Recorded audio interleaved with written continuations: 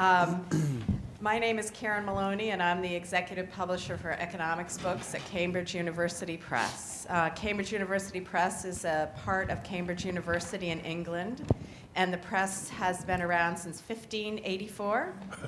And our mission is to help the university, and its mission, of course, to disseminate knowledge and to strive for high levels of excellence in scholarship in academia and influencing the public policy debates around the world. So I feel very fortunate to work with Sandy Darity on his series on stratification economics, and so thrilled to be here because this is the launch with the new book of this new series. So The Hidden Rules of Race, Barriers to an Inclusive Economy by Andrea Flynn, Susan Holmberg, Dorian Warren, and Felicia Wong. This afternoon's panels will be on two of the chapters in that book, one on health and one on wealth, very interesting and important topics. And as I said before, we look forward to lots of interesting debate. I'm going to turn the mic over to Sandy, who's going to introduce the next panel. So thank you all for coming. Would you all join me? Good afternoon. Good afternoon. Good afternoon. So this is actually a very, very special moment for me as the series editor for the Stratification Economics project for the Cambridge University Press, because this is the first volume that we are bringing out under the auspices of that particular project. So I want to say a special thank you to the authors from the Roosevelt Institute who are on this panel, two of them, for sharing this their manuscript with us and allowing us to make it the first book in the series. So. And this particular panel is going to be focused on the dimensions of wealth inequality that are explored in the Hidden Rules of Race. So we're going to have a conversation about that. The two panelists who are from the Roosevelt Institute are Dorian Warren, who is a fellow with the Institute and also serves as president of CCCA. Yes. So the Center for Community Change Action? Yes, sir. Okay, I got it. All right. Thank you, very, Professor. very good. And is also, had in a previous life was a public intellectual who appeared on MSNBC on a regular basis with a show that was called Nerding Out. So, the other author who is on the panel is Felicia Wong, who is on my far right. And Felicia is not politically on my far right, but just I don't know. We haven't actually done the full comparison. But Felicia is the president of the Roosevelt Institute, a gifted scholar in her own right, and the person who actually ultimately made the commitment for the manuscript to become part of our series. So thank you for that, Felicia. Thank you. And then on Dorian's right is Marion Johnson, who is a local community activist. She is with, I guess at least two organizations, I think. Oh, yeah. I work at the North Carolina Justice Center. Yes. Yeah, and I'm also on the board of the Durham People's Alliance. Thank you. Yeah. And then the other secret of this is that a few years ago, Marion was a graduate student in the Masters of Public Policy program at the Sanford School, and I think she actually subjected herself to having a class with me. So. It was wonderful. I loved it. Well, yeah, thank you. And then the last person I'd like to introduce on the panel is my longtime collaborator, Darrick Hamilton, who I think is perhaps the foremost expert on racial wealth inequality in America. And I guess recently he's been branching out a bit to look at the relationship between wealth and health outcomes. And he also has an op-ed that I think is forthcoming in Yes, which is actually going to be a commentary on dream hoarders. Yes. So we've got a panel that's very, very able to try to make the bridge between the two books for us today, but especially to talk about the issues that are associated with racial wealth disparities. So I'd like to open by asking Felicia and Dorian to comment on the genesis of their book, The Hidden Rules of Race. What brought you to producing this book? Well, thank you, and thanks so much, Sandy, and the whole team at Duke for really helping us bring together a wonderful day, really a wonderful day and a half. You know, Sandy, when I called you first to say, you know, we're so proud to be the first book in the Stratification Economics series, and maybe you would agree to host like a small reading, you know, in a bookstore, or, you know, maybe someone's home. I don't know how it actually turned into a multi-day conference with people flying in, but anyway, here we are. I suspect, Sandy, that that's sort of how you do things. But anyway, let me say just a few things about this book, both two origin stories. There is actually more than one origin story for this book, and then sort of a little bit about the process. Really, two things happened in 2015, 2016 that really said to me that the Roosevelt Institute should write this book. The first is that, you know, as we all know, the question of economic opportunity, economic inequality was front and center in the 2016 election. I am very proud to say that Roosevelt played a small part in that by really promoting a fairly aggressive, quote, populist economic argument that was picked up by a number of candidates. We were really arguing that you know, what was happening at the top of our economy, what was happening with the financial sector, what was happening with corporate concentration, with concentrations of both power and wealth, was having terrible effects on the middle and working class, and that was something that had to be part of the election, and obviously it was part of the civic debate. But we also began to recognize, as we heard the responses from mostly white progressives, many very prominent, many of them were, you know, leading candidates, that a race lens, a racial analysis was basically left out. And even when candidates, who shall remain nameless, but I'm sure you can imagine who they are, were asked directly about race, they would sort of say, oh, well, it's all we need to do is, like, you know, rip the banks up and like throw them away, and then we'll all be better.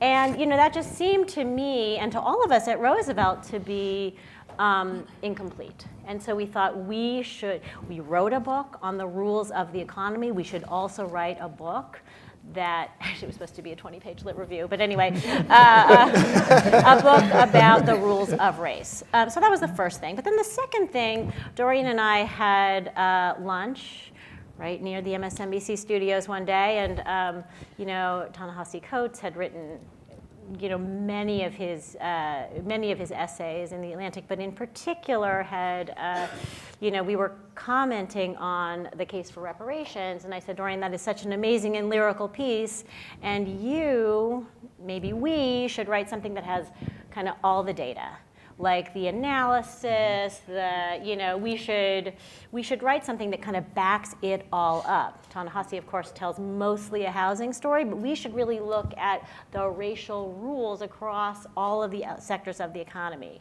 So we thought that that would be a helpful addition to the literature, maybe not as lyrical as Ta-Nehisi's, but hopefully useful to students and, you know, people who just wanted to learn. So those were the two origin stories. Last thing I'll say before I then turn it back to you is that a little bit about our process.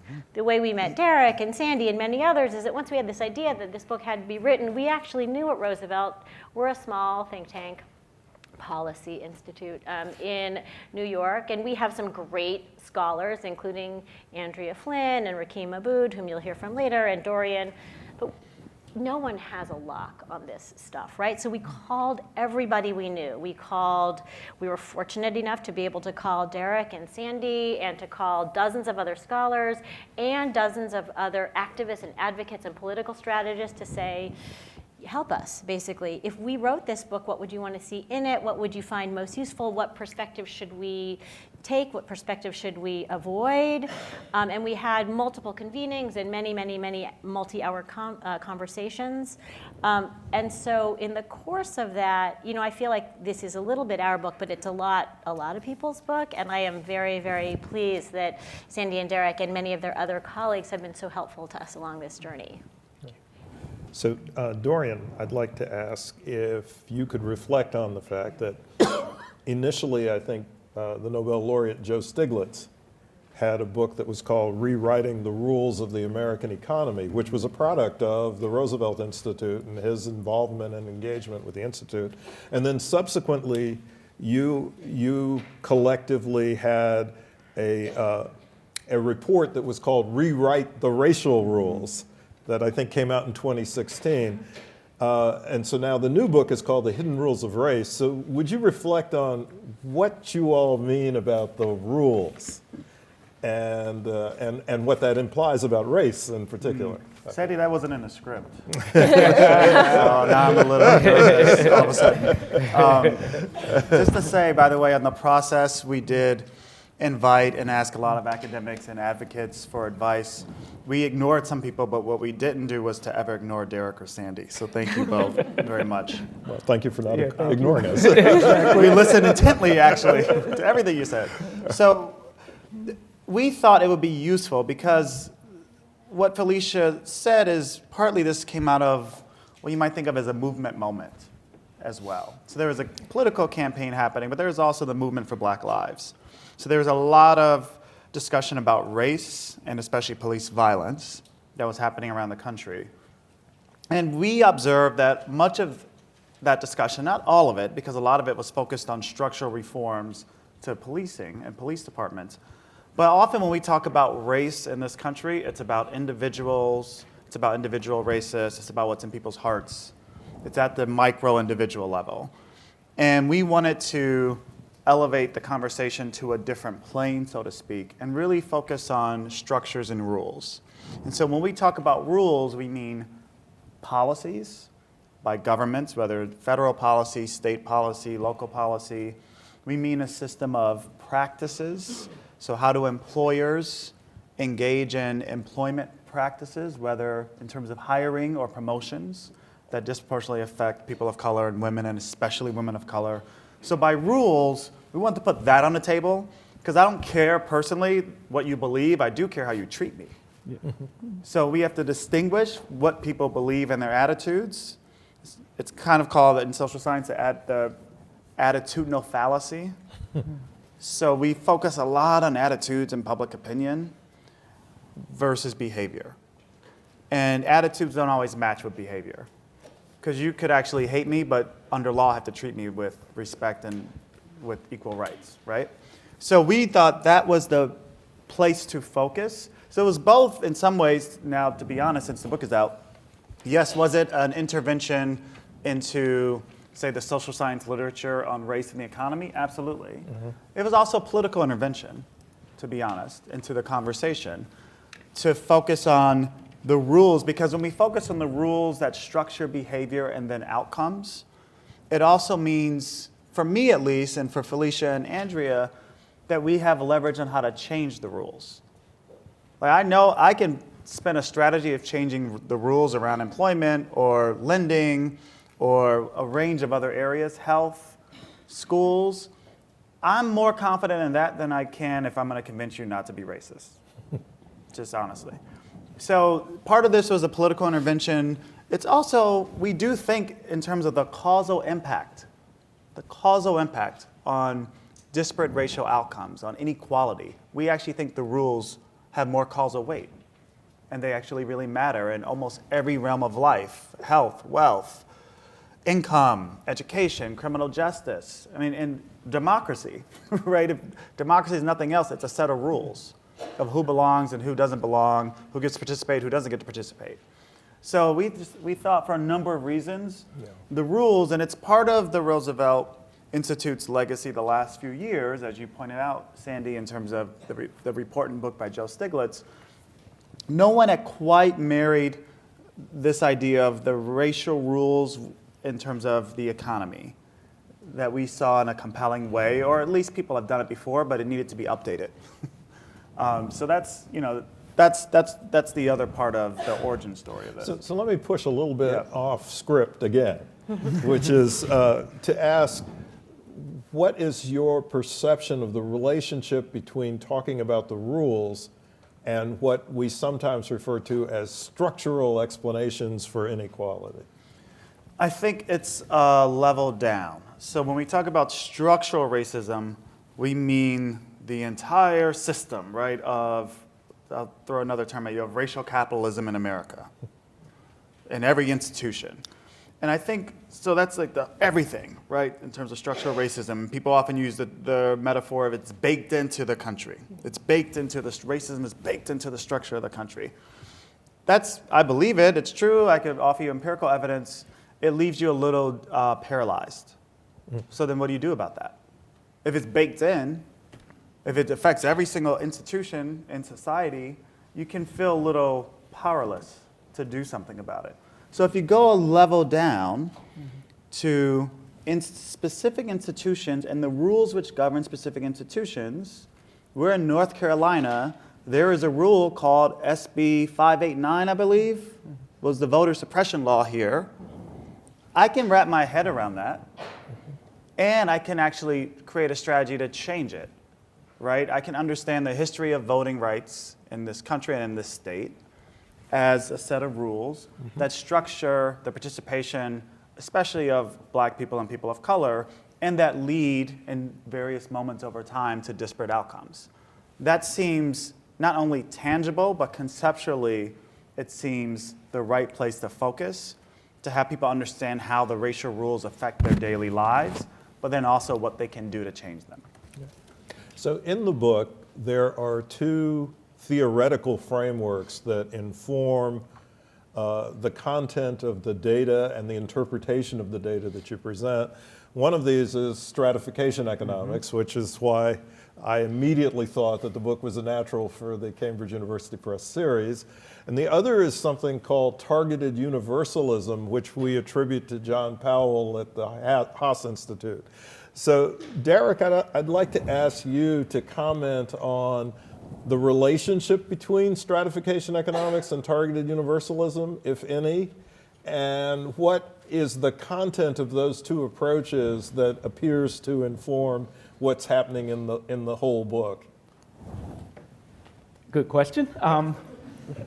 So that one's on script. it was, You're supposed to know the answer to this one. my little technology, I'm trying to switch to get rid of notes, and I'm struggling to find where I prepared. So I'm going to be a little off script. I guess I'd say that targeted universalism may even predate John Powell. You can talk about people like William Julius Wilson, and it probably predates him as well. The idea formed in part because of political constraints. The argument was that targeted policies are not durable politically, that more universal policies might be more durable.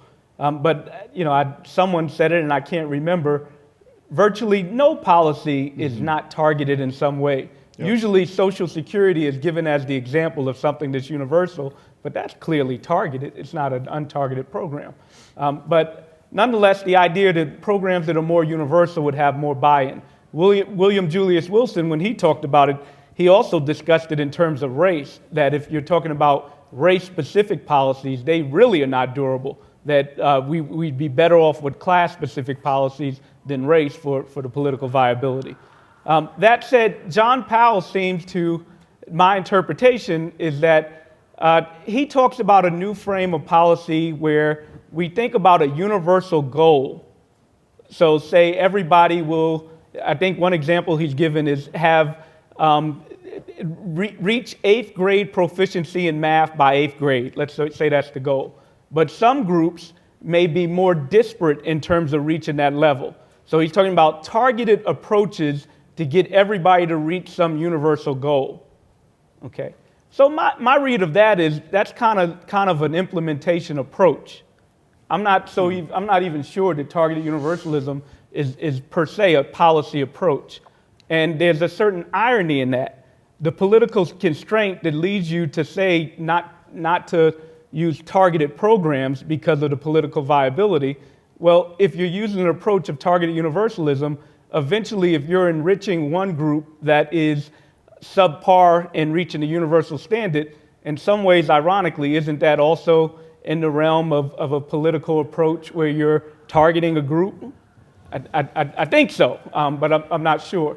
But nonetheless, I think that it fits very well within the notion of we need to have some universal standards irrespective of one's identity group that they come from. I think that the current policy frame that we use is pretty much what Joe Soss, Richard Fording, and Sanford Schramm call neoliberal paternalism, where we use the approach of laissez-faire markets for everyone except the poor.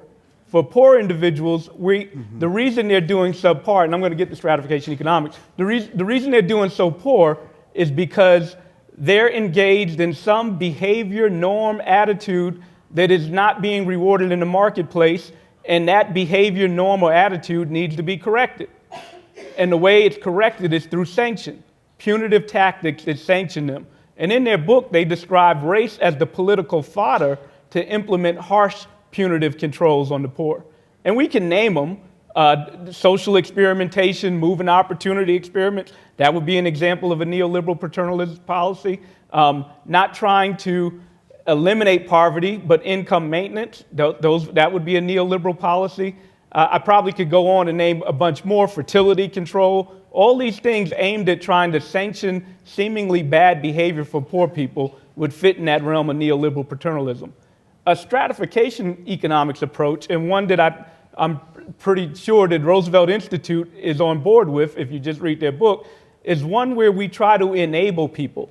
We try to enable people so that they can be self-defining in what it is they want to attain and have the resources in order to achieve it. So, for example, Sandy and I have been working very hard on a federal job guarantee program, as well as baby bonds approach. Richard Reeves was here earlier. Him and Elizabeth Sawhill coined a term that we have a great affinity to, which is called, not targeted, I'm quoting that language. Race conscious. Race conscious, and we can even expand it, gender conscious universal policies. So my idea of thinking about this is, our idea of thinking about this is, there are huge disparities in many dimensions in society. Employment, there are huge racial disparities. Wealth, there are huge racial disparities. Well, why don't we have a universal type program in the domain where we have huge disparities? And unlike what we did during the New Deal FDR moment, where we structured it in a way that the implementation wasn't equal, and even through the policy it wasn't equal, now we are vigilant to make sure that it's not unequal in its distribution, but if it's universal, directed at a domain where there's gross inequities, well, we are now addressing the problems and enabling people so that they can have the resources to make choice. So we want everybody to have ability to make choice. The issue is resource rather than behavior norms, and it also fits in with an economic Bill of Rights. And I'll stop here, but we could talk about several economic Bill of Rights which would elevate all people to have access to the things that right now Richard Reeves talks about is hoarded at the top 20%. Well, okay, so I definitely want to turn to Marion now. And I would like to ask you, so the theme of this panel is wealth inequality by race. I'd like you to reflect on, please, why it matters for us to focus on wealth instead of income, and what some of the implications and ramifications might be in the work that you've been doing locally. Sure. Yeah. And thank you very much. And like I said, I work at the NC Justice Center, and I specifically work in a project called the Budget and Tax Center. I'm the policy advocate, which means that I do our outreach and engagement work, so I don't get down and dirty with the numbers every day. I'm usually translating the things that my analysts are writing so that people can understand them. So just keep in mind that I'm not going to be talking about a lot of numbers. I will say some, but that's really not my area of expertise. So I think people do talk a lot about income inequality because it's very easy to see. We can talk about the wage gap very easily and say things like, you know, white men are making, for every dollar that a white man makes, a woman makes allegedly 77 cents to that dollar. A black woman makes 64 cents, and a Latino woman will make about 58 cents. And so it's easy to see that and say, okay, well, there's an obvious inequality there. It's a little bit harder to think about how that income gap, for instance, will actually build over generations, and how we just sort of see a further and further stratification of communities of color falling behind, or in fact being held back from where their white peers are going. I think one really visible way to see wealth inequalities in Durham is Durham housing. And so I'm going to do something a little bit weird and give you guys permissions to take out your phones, because I need y'all to Google something, because I don't have a slide for this. So if you can Google WUNC Durham redlining map. See how my technology works. Yeah, okay. All right, so WUNC redlining map, and you'll just scroll down a little bit and see there's a map of Durham that was color-coded by the Homeowners Loan Corporation in 1937. And so they color-coded it in that the green areas and the blue areas were sort of the more desirable, read majority white neighborhoods. The red areas were less desirable, majority black. And so they specifically would not offer new home loans to anyone living in the red areas. And so you can see, if you're looking at the map, that Hayti is very prominent there. That's the sort of like triangular, you see south of the sort of freeway is the triangular sort of shape. So Hayti is a large black neighborhood, and anybody who was living there was not going to get a loan for a new home. So The red areas were called hazardous, right? hazardous, right? Yes. Which great. So subtle. Yeah, it's almost cute. It's almost cute how just explicitly racist they were. So white home ownership was flourishing in the areas that you see in green and blue, and black neighborhoods were just disinvested in. They were over-policed, and there was no encouragement of new home ownership in black neighborhoods. So then we cut to 2012, and Durham's housing market is just sort of booming. And I'm actually going to cite my friend Mel Norton's research. She's been doing this for a long time. But so you see the average cost of a 1,500 square foot home in 2005 was $40,000 in this one specific neighborhood called Cleveland Holloway, which is now very desirable. In 2015, the average cost is $236,000. So as the city center in Durham is sort of building up and developing, houses are getting more expensive. And so developers are coming into these black neighborhoods and buying houses for super cheap, flipping the houses, and then selling them at a huge profit. In the white neighborhoods, in the green and blue areas, white people have been owning their homes for generations, and so they can sell their homes at a huge profit. So the money that's pouring into Durham right now is going to white families. It is not going to any of the black families. So if a home gets sold at that huge markup that I mentioned from $40,000 to $236,000, black families aren't getting that money.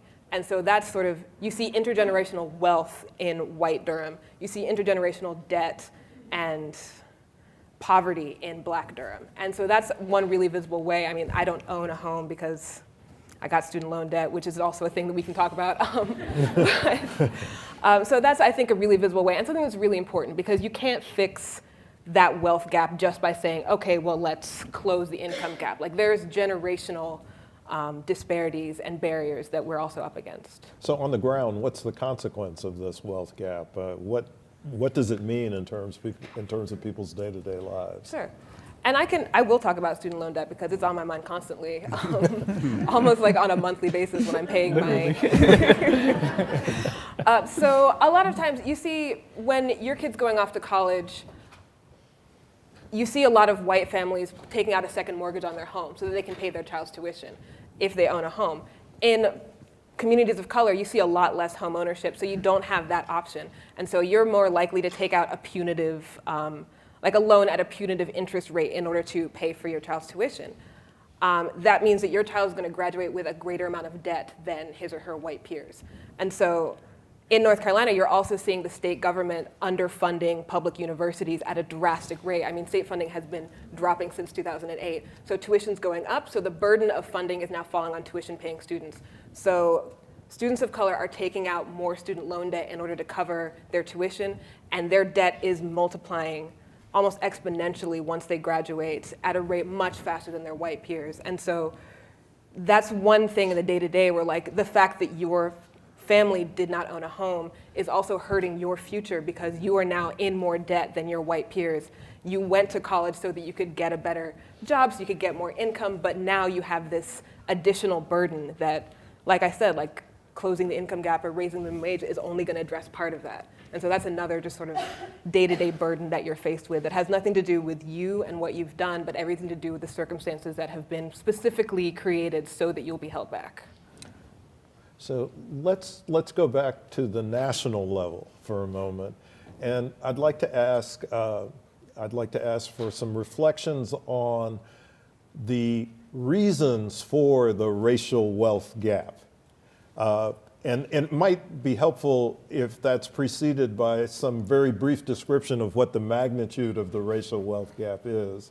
But what's the explanation? I mean, Marion suggested that it has a lot to do with patterns of home ownership, urban renewal, and gentrification. But is that the whole story? What is the whole story? So maybe Felicia, you could start on this one. Well, I will start, and I will also call on everybody on the panel, especially Darrick, who I know thinks a lot about racial wealth in particular. I've been actually trying to think about a way to avoid the term gap, because I sometimes think that the term gap is, it connotes a kind of chasm that is impossible, that feels, again, as Dorian said, disempowering. But for now, I'm going to use the term because it's common parlance and it's hard to think of something else to say. But at any rate, the numbers roughly are that African American families have, or white families, let's start there, have a median wealth of about 150,000. African American families about 10,000. This is, all of your assets combined.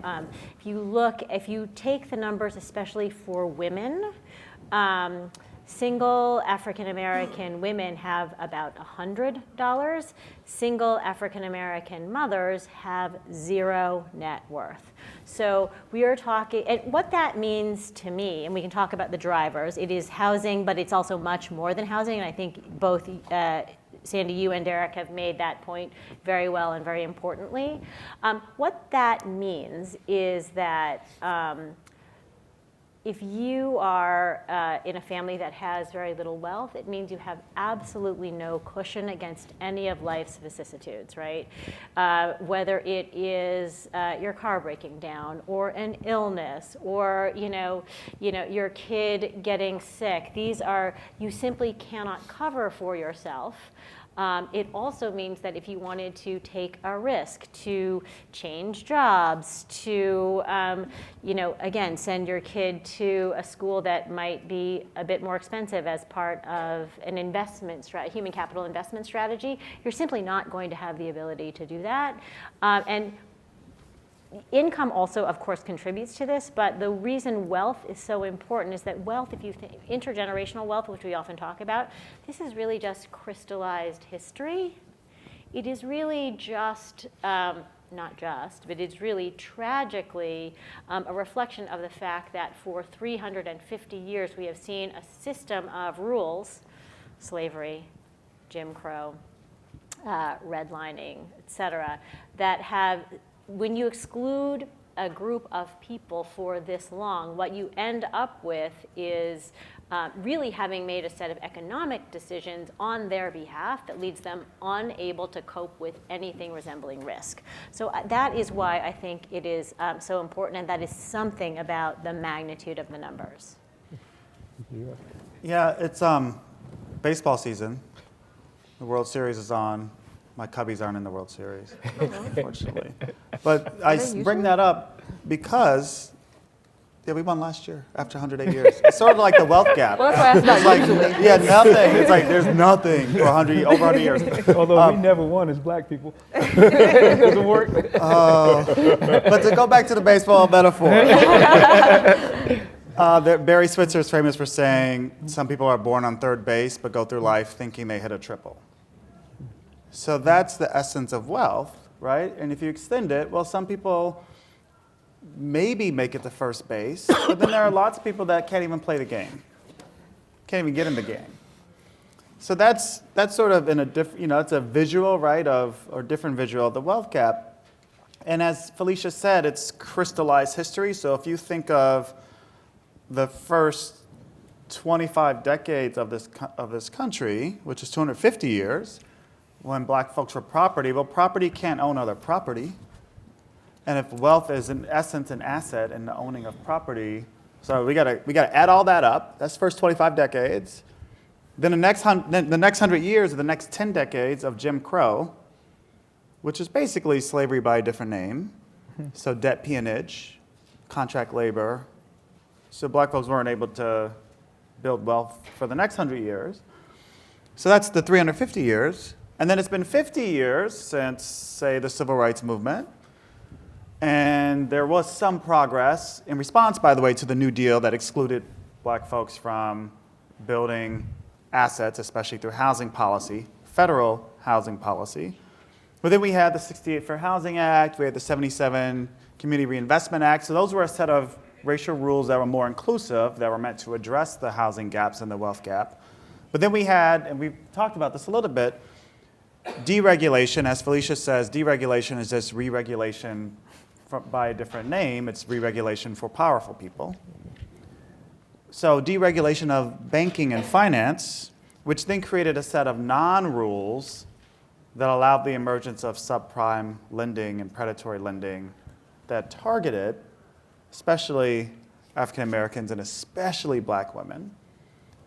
And there's lots of data in the book about this. So you add up all of this, right? So this is the crystallized history.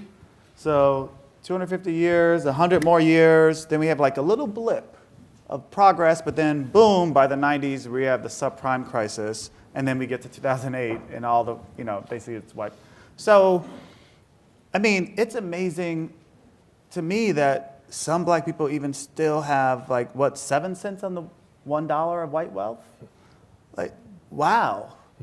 I mean, after that much history of the building, and by the way, this is the point of stratification economics.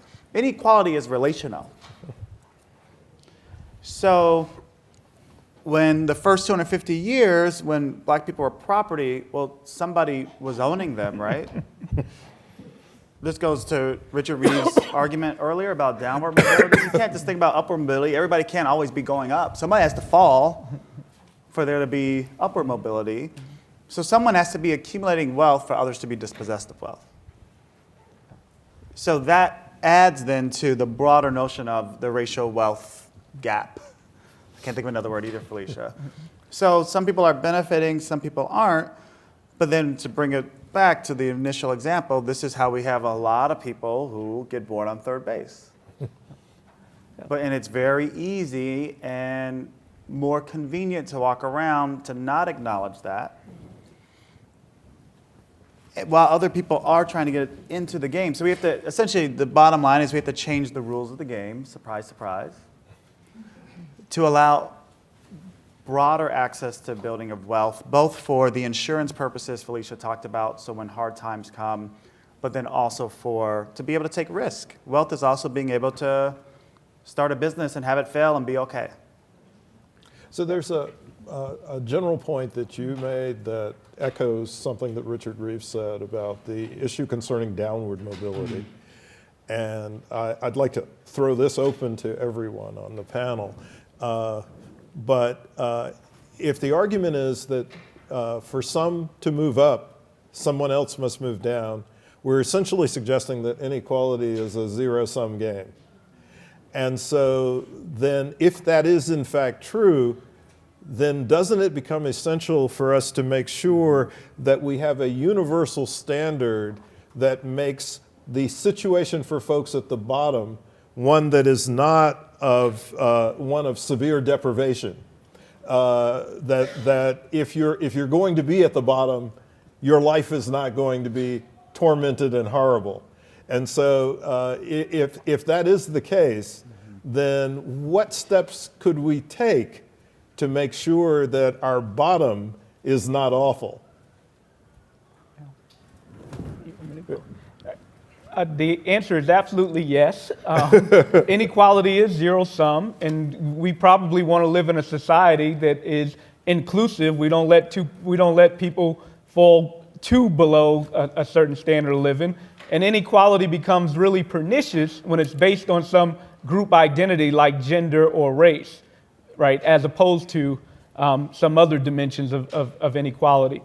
In terms of thinking about policies, well, that is indeed the stratification economics approach. It is making sure that everybody has some minimum level of attainment so that they can be self-defining and achieve their goals. That would include some public floor on banking. That would include taking credit scores out of the hand of the for-profit proprietary sector and putting it in an institution that will have some accountability because it has so much influence on people's lives. That would include making sure everybody has health insurance. So you're not, at the point of delivery of medical service, you're not stuck with the stigma of having to finance it. That would include public education. That would include other domains, a job guarantee that we talk about. Some people have talked about income, making sure we have a minimum level of income as an approach. Well, I like the approach that Milton Friedman characterized, although I'd probably envision it different than he does, a negative income tax. So if we want to use the tax code as a mechanism to make sure that we have a society where everybody's included, that's fine, but we certainly need to at least establish some floor to ensure that there is inclusion of everybody, given that we know inequality is a zero-sum game. Can I actually take issue with one thing you said? It may be, and in fact is true, that mathematically, as Richard Reeves pointed out this morning, inequality is a zero-sum game. But I think it is a very, very, very dangerous mindset, and it is not necessarily empirically true that the economy is zero-sum, because we have been for multiple decades in this country now stuck in a quite low growth economy, but I would argue that that is because we have been following policies that are, quote, neoliberal or market fundamentalist or whatever, that have basically created a set of companies that are very big and very powerful and essentially suck resources and money to the top without reinvesting those resources in jobs and expanded, operations and new research and development. That has in fact created such low growth that our world now feels zero-sum, but that is not inevitable. It is possible to break that kind of stranglehold at the top, to reinvest, to create. I'm not going to claim, a 5, 6, 7, 10, 12% growth, but I do believe that the most recent research shows that there is a very significant output gap still in the economy, whereby if you invested more, you would see more growth. And then what you need to do is to ensure that that growth is shared. And that has both an economic perspective, as economic benefit, obviously, but also a political one. One of the big metaphors now that's prevalent in kind of, at least, some political circles is, it's a line, so get in line. This is the sort of Arlie Hochschild, everybody sees themselves in a line, and the unfair line cutters, namely African American, people of color, young people, need to keep their place in line and not cheat and get ahead.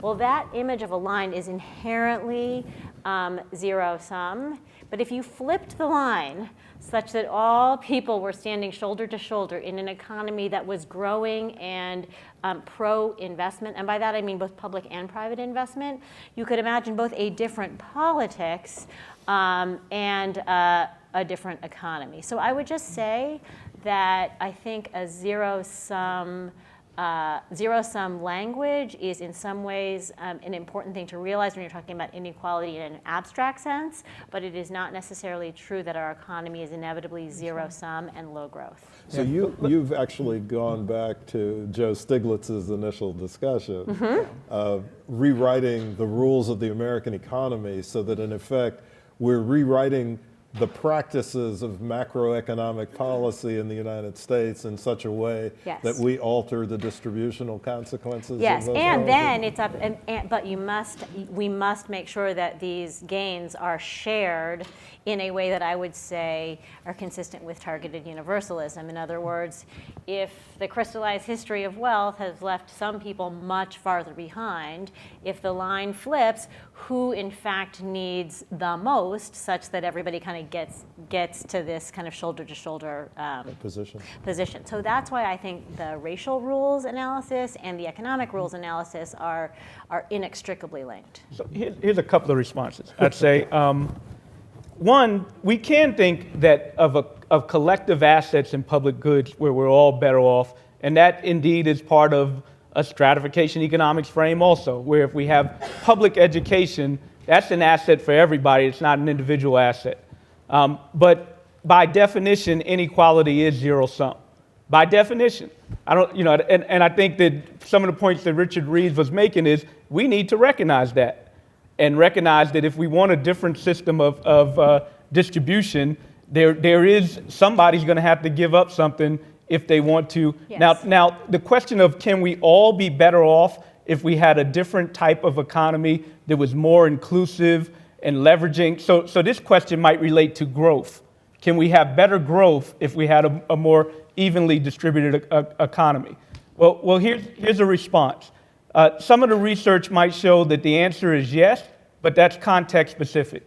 That is a paradigm that might be specific to a particular place at a particular time, given a particular set of conditions. For one, I don't think we should justify our dignity to be included in a society based on economic growth. I think that frame of going into the narrative of, well, it's good for growth, actually buys into a system that ultimately oppresses us. Because in this specific context, it may be true, but in another context, it may not be true. And if we're using economic growth arguments for dignity, then I think that becomes problematic. It even goes up back to the point that Dorian made also when he said that during slavery time, the fact that black people were capital meant that somebody was being enriched. So slavery very well can grow an economy. We can describe a context through exploitation where an economy grows. In fact, that's how you can generate profit through exploitation, which you can reinvest to grow an economy. Now, I certainly will concede that if you leverage unproductive resources, that's another way to grow an economy, and might be one that I prefer. But I think we need to reject the whole notion that we have to justify our will to have inclusion in the context of economic growth. I actually do agree with you. Last thing I'll say, and then we can not bother people with this and take it offline and go have a drink and keep talking about it. I have my popcorn over here. I'm enjoying Look, this. Dory said, go right ahead. Of course not all growth is moral. Of course. Yeah. Whatever growth you saw in the sort of pre-1865 economy in the South was absolutely immoral. But that does not mean, and any system of growth that we are able to reinvest in the future must absolutely be moral, and that is about the distribution. But I do think that partly for economic reasons, but I'm not an economist. Like, I spend more time thinking of the politics than the economics.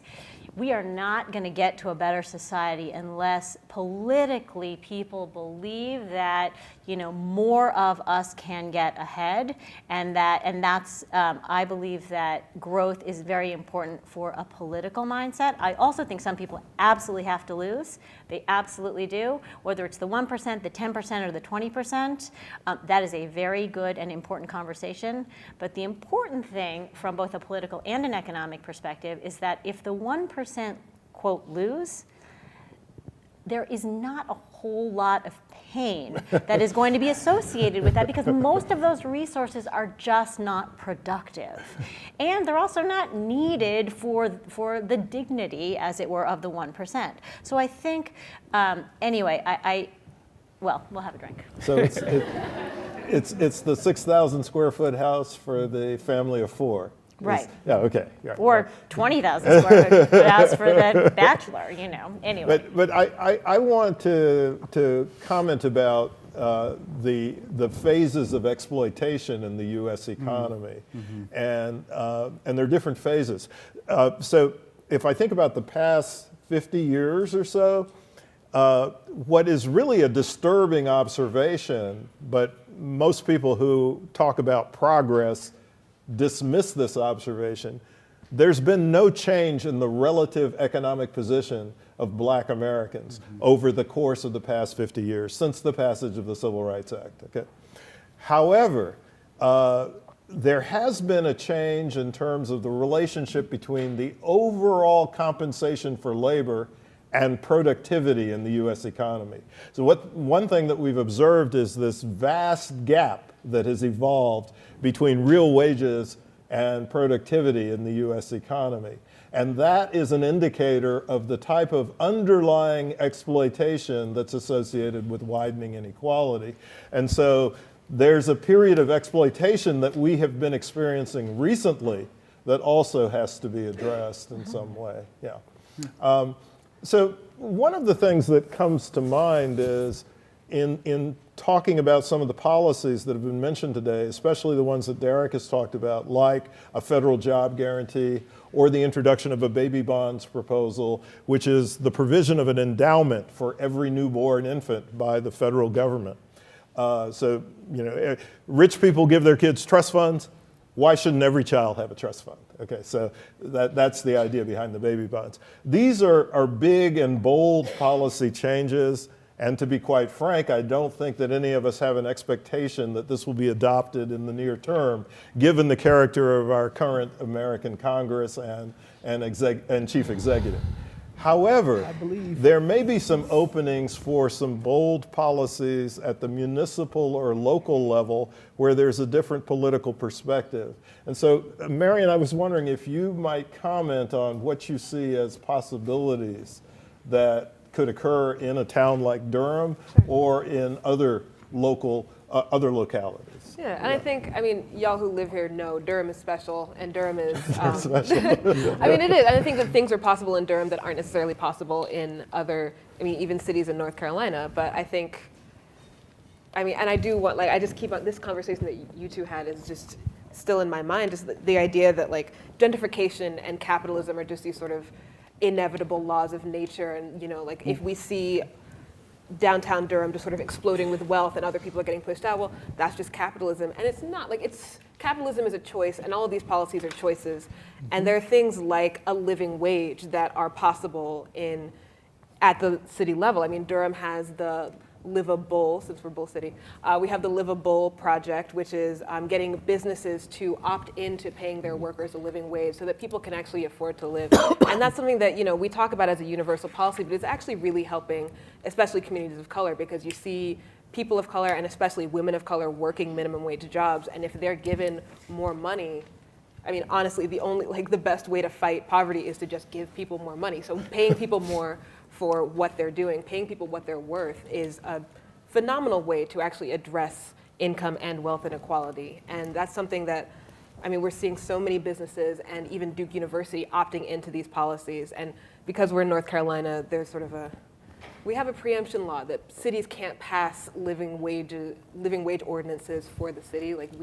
Businesses have to opt into it, that sort of thing. But these sorts of things are possible at the municipal level. And even at the state and federal level, there are things like, prioritizing affordable housing, fair lending policies, making sure that, companies can't prey on the already vulnerable communities that we see. And so we're seeing things at 300% interest rates for a loan. If you're not allowed to do that, if you're not preying on people who are already vulnerable, you're at least giving them more of a chance. And strong consumer protections, which I know is not a national priority now after what the Senate just voted to do. I'm not going to get into that. But anyway, I think these things are possible. These things are all choices. And we chose to hold communities back. We can choose to elevate communities. We can choose to help raise them out of poverty. The one particular policy that I'm working on at the state level, and I keep on telling people we're going to get there in 3 years, and so if I keep saying that, I think we'll get there to 5 and 7 years. But just keep on being optimistic. Is the earned income tax credit, which is a federal policy, and it used to be a state policy until 2013, when the General Assembly voted to cancel it. And it's basically a bottom-up tax cut. It's basically if you are making below a certain amount of money, you will actually get a refund from the government. So you're getting some more of your money back. And it is one of the most effective anti-poverty tools that we have at our disposal.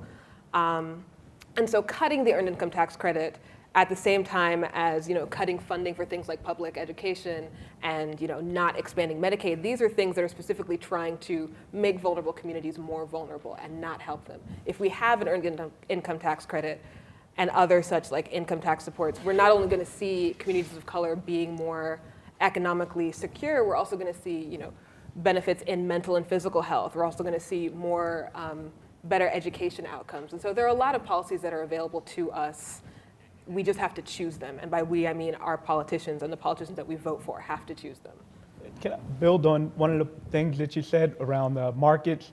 The notion that markets are inevitable, natural, self-regulating. I just want to make the claim that a lot of that is also part of the rhetoric where we don't even contest certain things. We think that things like gentrification, as you point out, are somehow just natural, when in fact, as you point out, there's nothing natural about it. That the book talks about all the zoning things and various other policies that enrich various entities so that they benefit at an unfair way compared to those that don't benefit from those policies. Raoul Peck talks about that when he has this film where he says profit and nothing but, so it has capital one. And he really frames it, and they might have won the rhetorical battle where we don't even fight things anymore because we just think it's a far-gone conclusion. In fact, Sandy has mentioned this before when we've talked about some of the policies that we've been proposing with Mark Paul around like federal job guarantee. You know what? If we want to have deregulation, let's shore up Americans so that they don't reach below a certain floor. Then let's stop bailing out Wall Street. Let's see what the market does in those scenarios. We intervene in markets when it benefits certain classes of people. So if we want to give everybody a certain livable standard, then if we want to have a market economy, let's do it then after we shore up everybody. Do others of you have any additional comments you'd like to make before we Sure. open it to the floor? So I'll throw it out, put it, I'm a supporter of both a job guarantee and a universal basic income. I don't see those as mutually exclusive or opposed. He wants and it in all. fact, the UBI I support Should have it all. actually takes into account the racial wealth gap because I support a UBI and reparations together, two of the most unpopular ideas in American politics. Why not combine them and fight for it? Yeah. So we could eliminate absolute poverty tomorrow with that. You give every American $12,000, we eliminate absolute poverty. Not relative inequality, but we eliminate absolute poverty. We have the resources to do it. We don't have the political will. We don't have the political will for most of the ideas right now that are on the table. And so that then becomes a political strategy question. Yeah. How do we build enough power and political will to win any of the ideas we have thrown out on the table? And that's a much harder question. Well, I think it also goes back to the issues that Nancy McLean raises in her book. Absolutely. The obstruction of the political will of the majority of Americans by the use of big money to control our political apparatus. And our discipline of economics. Yes, and our discipline of economics. I mean, one word, I'll just throw out another term. The conversation this morning and this conversation reminds me of two terms. One is, we don't like to talk about it, but arguably we live in a caste society. Mm-hmm. There's a famous, what is it, race, caste, class, and race. Class, and Oliver race, Cox, right? Oliver yes, Cromwell Cox. Yeah. The other word I throw out, because I'm trained as a political scientist, so I think about this a lot, as is Felicia, is oligarchy. Mm-hmm. Ruled by the rich few. And there's a great book out a couple years ago called Oligarchy, just the title, and the author identifies the United States as a civil oligarchy, right? Because it's a peaceful oligarchy. Most oligarchies are very violent, although if you count police violence, I don't know how civil we are. Yeah. But we're a civil oligarchy, so we're kind of like, I think of it as you combine white supremacy with oligarchy, and that's the U.S. That's kind of where we're living right now. So, yeah, Darrick, you had another comment? So I guess before we open it up, some other comments just to go back on.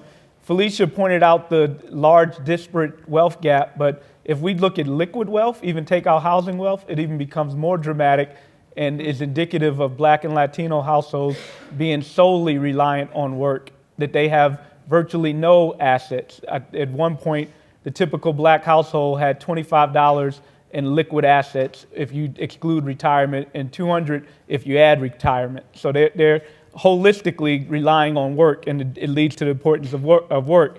I also wanted to talk about when we talk about wealth inequality, the predominant aspect of it is in assets. Debt is not the driver, or I'm using that word driver, it's not the main accounting part, but debt certainly matters, as Marion pointed out. When you get into certain spheres like college-educated Blacks, you'll see huge disparity in that domain. If you look at fees and fines for subsistent population, you'll see huge disparities in that domain. But the action is in an accounting sense with assets. And the last point I want to make about wealth is we often think of it as an output. But as Ann Price brilliantly framed in her title for our article, Umbrellas Don't Make It Rain, just because we observe, right, the causality is important. Wealth is as much an input as it is an output. So if we're really thinking about generations of inequality and the role of wealth, we often think of it solely in its output form, and that matters. But economic security begins and ends with wealth. If you want to finance an expensive education, you do it out of wealth. If you're confronted with a legal system, some expensive legal system, you'll finance it out of wealth. If you want to have political influence, you finance it out of wealth. The aspect of wealth that we neglect is its input in leading to life chances and as well as economic security. So we can take some questions from the floor. Would people please come to the microphones again? Hey, y'all. Please tell us who you are. My name is Jen Fry. So I have a question regarding zero-sum game. As we know, that freaks out a lot of white people. As we saw in Charlottesville, it was kind of like, you will not replace us. A gentleman on Facebook asked me, imagine a world if you were God, how would that look for me? And so it's just fear of being replaced. So how can we explain to white people who are worried about their piece of pie being taken so that we can have equality? Because right now, that's what they're trying to hold on to so hard, is their piece of pie, because they're afraid we'll take it. And so I completely agree that economics is not zero-sum, but economics is not zero-sum, but inequality is zero-sum. So how do we have this conversation? How can we move forward if they're so afraid that we're going to take something from them? Well, this is the challenge. The challenge, a lot of the rhetoric is white people act against their interests when they vote for Donald Trump, for instance. And I'm not so sure that's true. Right? They're doubling down on whiteness, and that has tangible and psychological benefits called white privilege. So if we want to have a collective movement, white people would have to give up white privilege, at least to a large extent. So if we think about society, we know that from our race stratification, the capitalist class, which is overwhelmingly white, certainly benefits from this stratification. Black people certainly don't benefit from this stratification. What is ambiguous is that white working class. If they were to bind together with other groups that are disenfranchised and not included, could they collectively fight for better bargaining against the capitalist class to uplift themselves? Yes, to some extent. But on the other side of that, to have that collective movement, what would they give up? The fact that if a white expectant mother dropped out of high school, in comparison, it has a lower likelihood of an infant death than, or producing a baby that won't be healthy past their first year, than a black woman who graduated from college. Or the fact that, I'll give you one more, if you're in a black household where the head has a college degree, your net wealth position is going to be lower than that of a white person who dropped out of high school. So there really are tangible benefits associated with being white. So if we want this collective movement, white people would have to give that up. And whether they're better or worse off, I'm sad to say, I'm not sure. But I would hope that we end up in a moral society where they give it up anyway. So I'm going to push back on that a little bit, because I'm not sure the wages of whiteness are as beneficial today. That's the debate. In a sense. So hear me out. So I think for wealthy white folks, I think Yes, that's true. But I think if you actually go and talk to people in Ohio or Wisconsin or Michigan who have been hit by deindustrialization and have indeed chosen to vote whiteness and their racial identity over their economic identity, I think empirically what you see is white supremacy is actually killing white people too. Look at that health data. Who have the highest rates, right, of in terms of death, right, increasing? This is what they have the right, highest rate of increase. Let me They have the finish. highest rate of increase. Right. Yeah. So I don't. They don't have the highest We rate. don't have the length. So like to say to folks who are unemployed or who also have mortgages underwater, you got to give up something. I'm not sure as a political strategy that's going to quite capture. That's not a winning political strategy. I think it Right. is I think we need new language to try to say at the same time, actually, I understand that you've been harmed and hurt by the economic policies that when you voted your racial identity have screwed you too. And you also do still have benefits and privilege from whiteness. And we got to be able to do both at the same time because I actually don't see like when I talk to people in Ohio and I say to them, working class and white working class poor people, and I say, you got white privilege, so just suck it up. Yeah, okay. They're like, yeah, okay, dude. Yeah. Go somewhere. So I think we need a different vision. I think we need different language. I think we got to broaden this somehow because we need a winning coalition and none of us have figured it out yet. And I do think part of what has to be broken and or pushed past here is this idea that the highly stratified and or unequal capitalism in which we live is like a normal thing.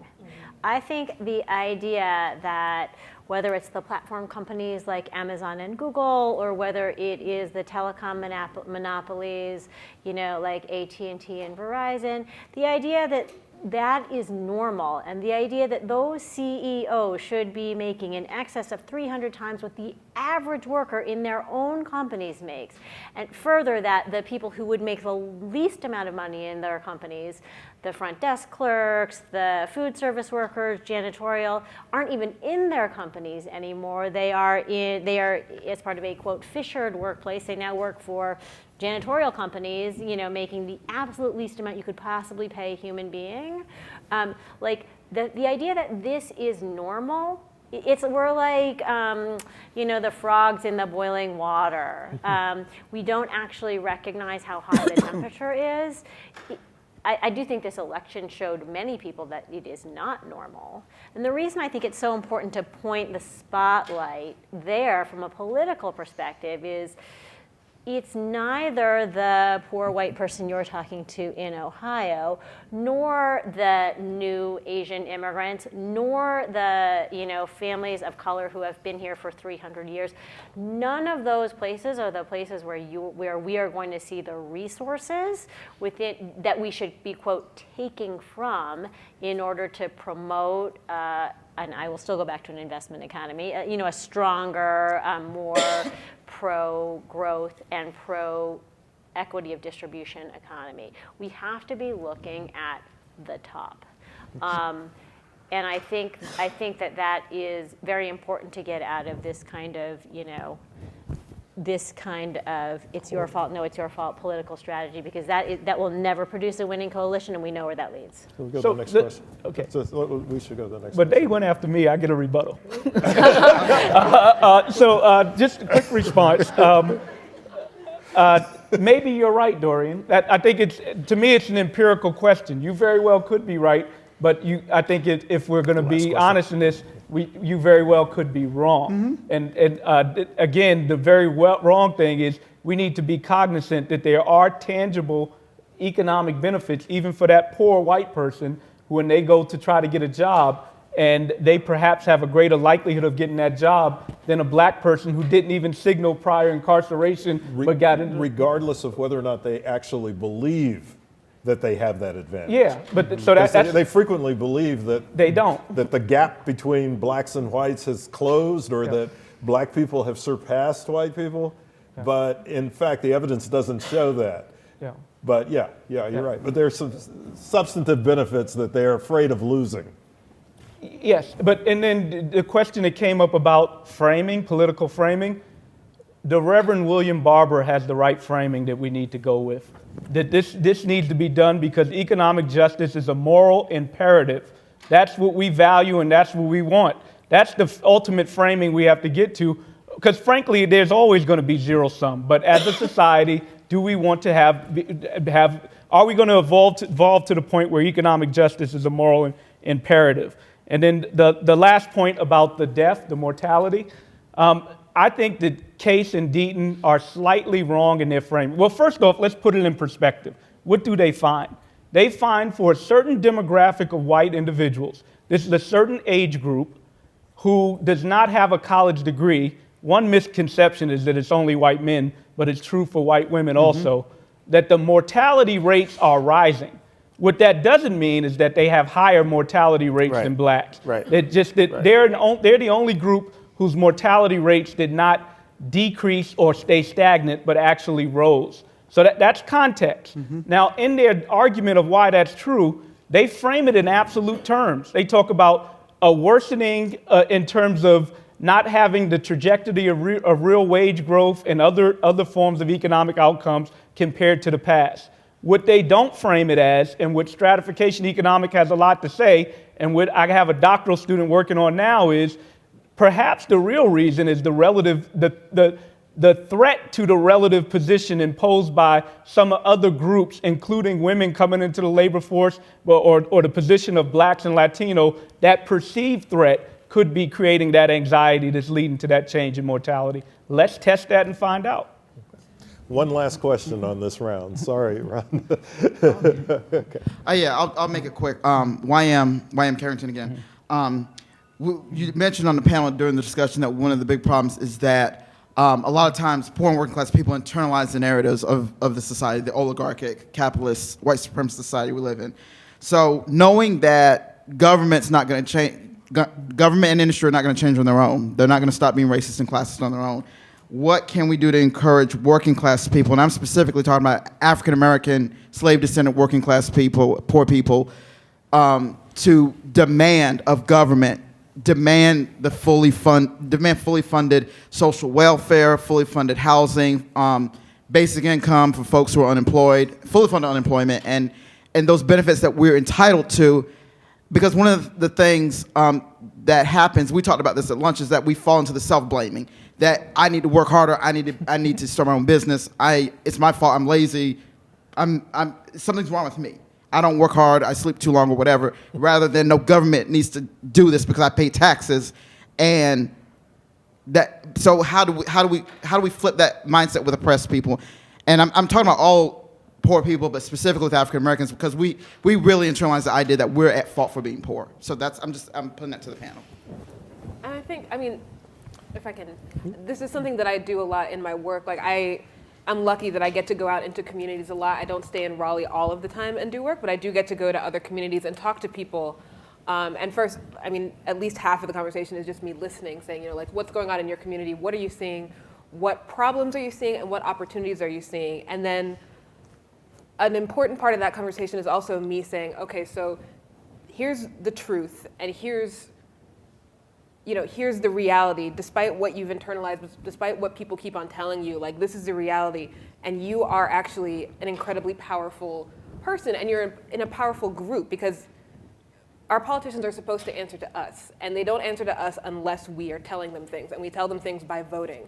And so, now that that there are these policies that have been put in place against you, you can go to a city council meeting and demand what's yours. You can go to town hall meetings and demand what's yours and say, if you're not going to give me what I deserve as my representative, me and all of my people are going to vote you out. We're going to get rid of you, and we're going to get somebody who's going to actually represent us. And I think it's important for as many of us as possible to go into communities and have these conversations and empower people to hold their elected officials accountable to them, because we have internalized for way too long that it's our fault, or that we're asking for too much, or that, you know, like, well, the system's broken, so it's never going to help me. The system is working the way it was designed to work, and That's the rules. like, we have to change it. Like, we have to the rules, exactly. Like, the rules are in place, and we can change the rules by actually voting in large numbers. And so that's what I get most worked up about every day, like just getting people to believe that. And some days it's harder than others because I see who's in the White House right now. But yeah, I mean, I truly believe it, and I think that's the best way. I mean, just community level engagement and empowerment. Yeah. Can I just add to that? Because I don't believe in magic bullets, but I do think it's a magic bullet. It's the only thing that's ever worked. Organize. Organize, organize, organize. Everything you just said is organizing. And it's really slow, and it's really hard, and you have to do the political education. You have to actually try to move people to action. God forbid you got to talk to someone who might not agree with you or might have some internalized shit going on. And you can't then walk away and give up. You got to have sustained conversations over and over and over and speak to folks from a place of experience and not just here, like us on the panel, right? We're social scientists. We're about here, facts, figures, the evidence. Most people don't think like that. We're trained to think like that. So you got to do both, right? You got to, by organizing and actually talking to people's experiences and where they are, and then, right, getting people to leave the reptile brain, right, to access their full, right, in terms of looking at the facts that connects with their story. That's organized. All of this is organizing. And it's the only way we have built power and the political will to change the rules, to advance any transformative ideas. And it is the thing that is unheralded. So thank you. All that to say, thank you for the one organizer on the panel. Thank you for the work that you do. And I hope the work that you do as well, keep it up because it's unheralded. We don't glamorize it. It's not something that pays well, but is the only thing that has ever worked in the history of this country. And it does work. I mean, like, we see in Durham every day that it works. Like, there are forces at work to try to sort of corporatize our public schools, for instance, and get them to be part of this charter school industrial complex. And Durham organized and pushed these forces out of our city. And so 2 of our public schools were at serious risk of being taken over by charter schools. And we organized and said, no, not our schools, not here. And yeah, it's rarely glamorous, it's rarely quick, but it works. Okay. Thank you. Thank you. Thank you all. Thank you, Sam.